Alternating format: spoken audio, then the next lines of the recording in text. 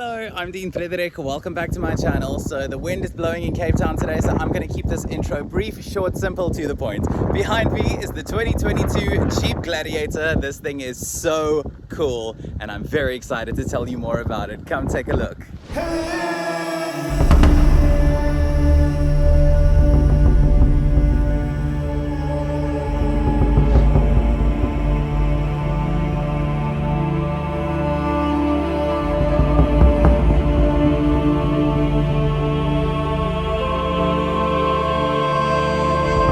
So in terms of the look of the Jeep Gladiator, I just want to say that I am so chuffed to see that a lot of that really funky old school look that so many Jeeps have, like the Wrangler for example, which this is more or less based on. I mean, from the front and from about 2/3 of the side, it looks exactly like a Wrangler. I love that the Gladiator still has this old school Jeep look to it, because it's something that I've loved for many years. Ever since I was a child, I've always thought it was so super cool. And the color of this test car is really awesome as well. This is called Sarge Green, which in my opinion is the perfect color for a car like the Jeep Gladiator. This is the soft top version that I am driving in at the moment. So it has you have the option of either a soft top or a hard top from what I've seen, because a couple of different press cars all look a little bit different. And I must be honest, I kind of prefer the soft top. Yes, there is a little bit more road noise in comparison to a hard top and things like that. But on warm sunny days, you know, when you want to take the roof off and have a bit of wind in your hair, South African wind in your hair, you know, it's very, very easy to take this top off. I mean, when I was driving, I think it was yesterday or the day before, it was a nice sunny windstill day, and I thought, you know, let me you know, take the top down, and it took me all of 2 minutes on my own to take the top down on this car. So soft top in my opinion is better. If you are okay with the extra little bit of road noise and you don't mind it, then why not? But a lot of the look of the Gladiator outside and inside is very Wrangler-esque. So if you want to refer to this as a Wrangler Bucky or a Wrangler pickup, I suppose you probably could, just because they retain so much similarity, aside from the fact that this one's of course got the big buck on the back. But I think this car looks absolutely awesome, you know, from the decals on the bonnet, the Rubicon decals, and the big chunky off-road tires, and you know, this nice really utilitarian looking interior. The look of the Gladiator is just so quintessential Jeep, and I think that massive Jeep lovers and avid off-roaders and things like that will really like that about the Gladiator.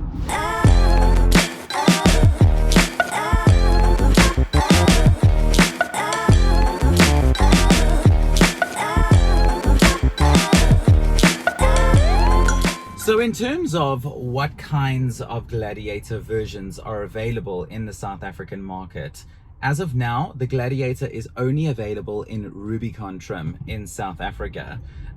No Sahara, no Mojave or anything like that, because I know overseas there's a whole bunch of different trim levels, but for the South African market only the Rubicon is available, which I'm not mad at. I'm not upset about it at all. Those big red Rubicon decals along the bonnet look the part, so I'm fine with that. And in terms of what you get with the Gladiator, there is very little to be desired, because pretty much what Jeep South Africa have done is they have brought these cars into the country with almost everything that you would want from such a big bad off-roader. So you've got a host of off-roading systems. You've got diff lock, you've got, you know, the 4 high, 4 low, part-time 4 high, auto 4 high, all those sorts of things, off-roading systems. These really chunky off-road tires are standard on the Gladiator as well. They do give you quite a bit more road noise than average, but I must say, you can kind of forgive it, you know, because of how cool they make the Gladiator look. Even just driving on urban roads like this, it really does add to the appearance and the appeal of it. And I don't mind it. The road noise, I've kind of almost gotten to a point where I've started ignoring it a little bit, because they're just so freaking cool, man. And in terms of engines, only one engine available in South Africa at the moment, which is the proven Pentastar V6 petrol engine, 3.6 liters, which produces 209 kilowatts of power and 347 Newton meters of torque.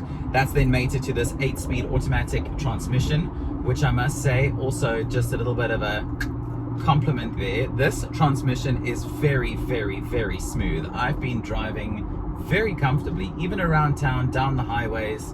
I've been driving very comfortably with this transmission. Gear changes are nice and easy, nothing crazy, nothing uncomfortable at all. So that's been really nice. The only other thing to take into consideration with this Pentastar V6 is that she's a thirsty girl, okay? I'm not even going to sugarcoat it. I'm just going to come right out and say it honestly. The Gladiator is heavy on fuel, right? So I've been averaging, the best so far that I've been able to get is 15.5 liters per 100 kilometers. She is not shy, she is thirsty, she wants to drink down the road. But I mean, you know, when you consider the fact that this car has a base price of 1.3 million rand, I'm not going to assume anybody's financial situation, but at the same time, I also feel like if you have 1.3 million rand to drop on a car, you don't really strike me as the kind of person who's all that worried about fuel costs either. So, I guess a kind of give or take, push and pull situation over there. And so I think fuel consumption is definitely something to just bear in mind with the Gladiator. This is not shy to chow some petrol, but I don't mind it because it sounds so good, it drives so well. Thanks to, you know, that Pentastar V6, it's got good pull on the highway. You pick up speed very easily, overtaking not a problem. So Pentastar V6 works in the new Wrangler. Listen to me, in the new Gladiator. Pentastar V6 engine works in the new Gladiator for sure.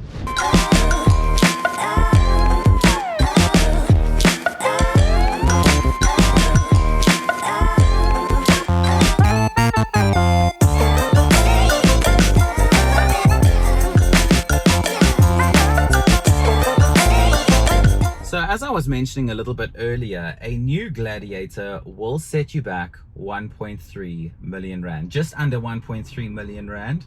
And that pretty much includes just about everything that is in this test car. So you have this 8-inch infotainment screen, which does have built-in navigation, but is also smartphone integration compatible. So you do have Apple CarPlay, you do also have Android Auto. But if you don't want to use smartphone integration, you do still have just regular Bluetooth and built-in sat-nav. I must be honest though, I don't know if you feel this way too. If you feel this way as well, please tell me, right? So smartphone integration is not really all that important to me. I don't know why. It's not. I know that other people find it very, very important. You know, my car needs to have smartphone integration.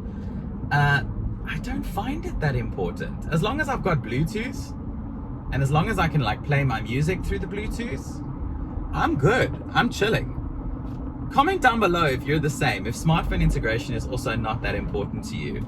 I'm not really sure why so many people are so hell-bent on it. In my opinion, as long as you've got Bluetooth and like a USB or an auxiliary connection or something like that, that to me feels like it is more than enough. Oh my goodness, my stuff is rolling around here, going around this circle. You then also have these full leather seats with this red stitching and the Rubicon stitching on the backrest. Can you see it over there? No, not really. But you have the Rubicon stitching as well, which I think looks really cool, really makes it look awesome, and goes really nicely with this red paneling all along the dashboard. Full aircon, full electric windows, heated seats, heated steering wheel as well, which I was reading in the brochure comes on automatically when the temperature drops below 4 degrees Celsius. And I think that that is quite a nifty little feature. I think that's so cute. It's like, you know, your Gladiator's thinking of you. It's like, oh, your new niece, are you cold? Okay, we put the heater on for you. Okay, is that better? I think that's so, it's like this car that's so big and rugged and has a little bit of a soft side, you know, wants to make sure that you've got some roasty toasty fingers when you're in the car. Little things that matter, hey? Taking you into consideration as the driver. And then of course, because this is the Gladiator and this is technically a pickup, you do have this load bed on the back, which is good for a load of up to just under 700 kilograms. And the Gladiator then also has a towing capacity of 2.7 tons with a braked trailer. Unbraked, your towing capacity will then of course be a tiny little bit less, but you can tow quite a bit with the Gladiator. Once again, thanks to that Pentastar V6, she is not afraid to pull a load. She's a strong girl and she knows it, and she's not afraid of a trailer.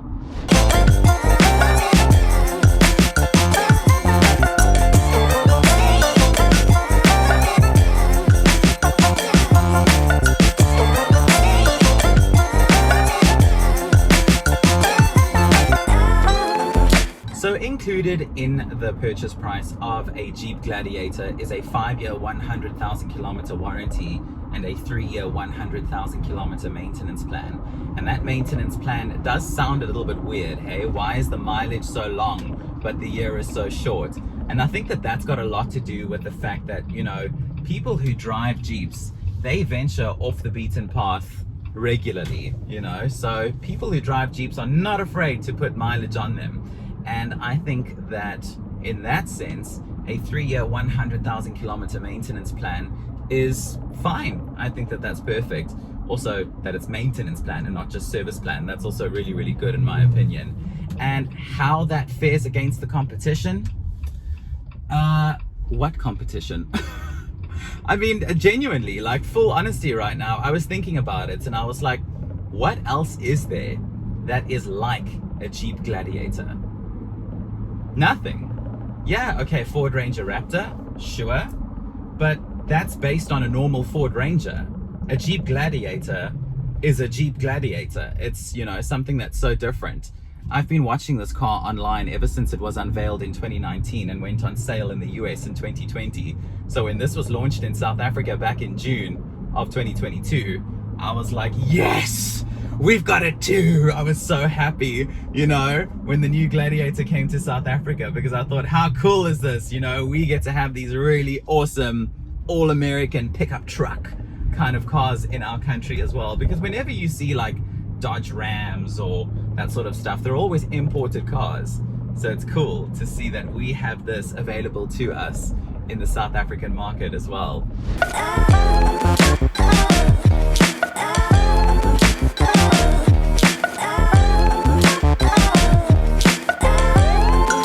So while the new Gladiator is tons of fun and looks really rugged and looks absolutely awesome and is really fun to drive and makes you feel very, very strong and powerful on the road, there are, in my opinion, a couple of drawbacks to this car.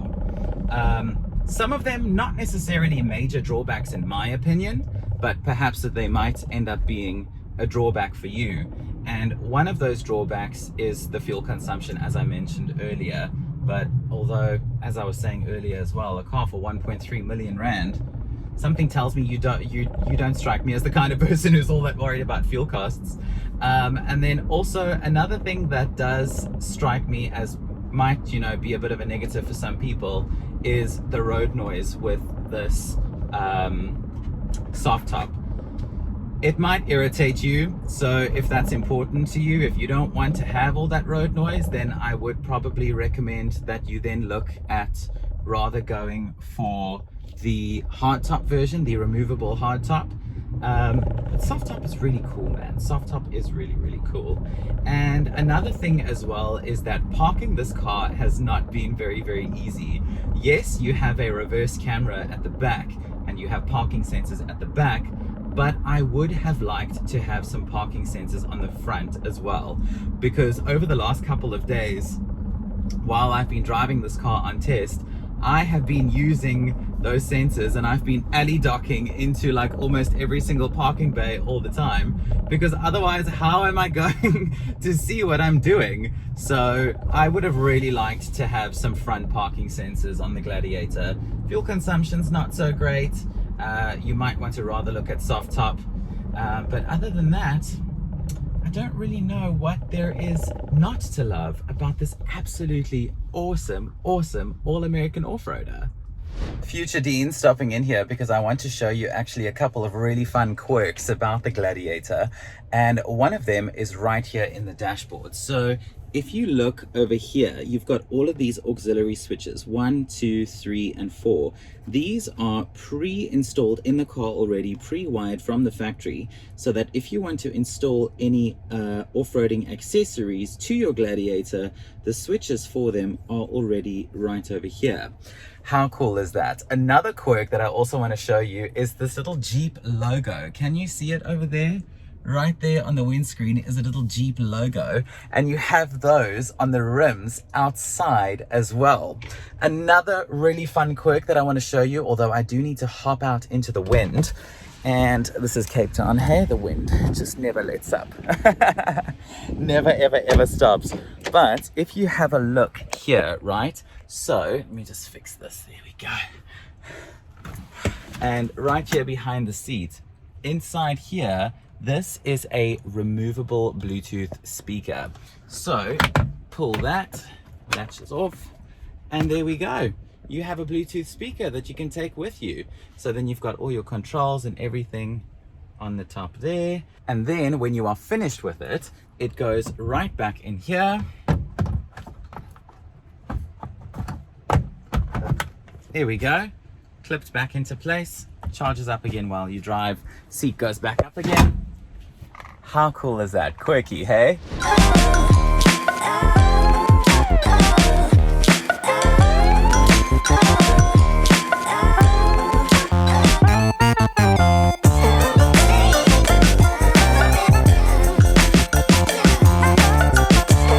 Well, that is it for my thoughts on the 2022 Jeep Gladiator. I think this is an absolutely awesome off-roader with a couple of drawbacks here and there, but if you don't mind them all that much, I definitely think you could easily live with them. Thank you so much for watching. My name is Dean Friederich. Comment down below, what do you think of the 2022 Jeep Gladiator? Would you buy one? Would you drive one? I think if I had 1.3 million rand lying around, I probably would buy this car. I don't think I'd use it every day though. I'd probably keep it as a toy. Most definitely. Listen to all that construction going on. See, that's what happens with the soft top. I would keep a car like this as a toy. I don't think I would drive it every single day, but let me know what you think of it. Please don't forget to like this video. Don't forget to subscribe as well if you haven't already, so that I can see you on my next review. I am off to enjoy the rest of my day with the 2022 Jeep Gladiator, and I will see you in my next video. Bye.